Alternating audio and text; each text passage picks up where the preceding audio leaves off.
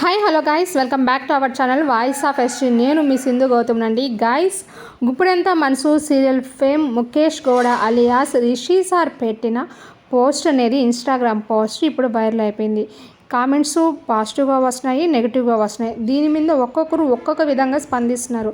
So అందుకని ఇన్ని రోజులు రిషి సార్ రియాక్ట్ అవ్వకుండా అంత నెగిటివిటీ అన్న కామెంట్స్ అన్న తను తట్టుకోగలిగారు.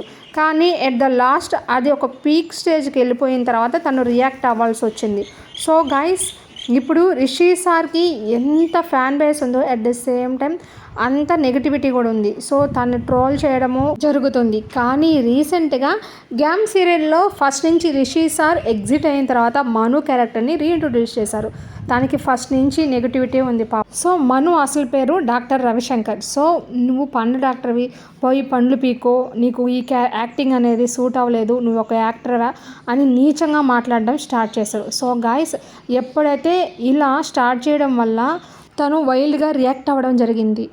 ఎలా అంటే, మీకు నా యాక్టింగ్ నచ్చితే చూడండి, మీరు ఎవరి కోసం చూస్తున్నారో వాళ్ళు రాకపోతే మానేసుకొని చూడొద్దు, అంతేగాని నా యాక్టింగ్ గురించి అయితే ఏమనొద్దు అని లైవ్లో తను తెలపగా దాన్ని కొంతమంది పాజిటివ్గాను కొన్ని నెగిటివ్గా తీసుకున్నారు.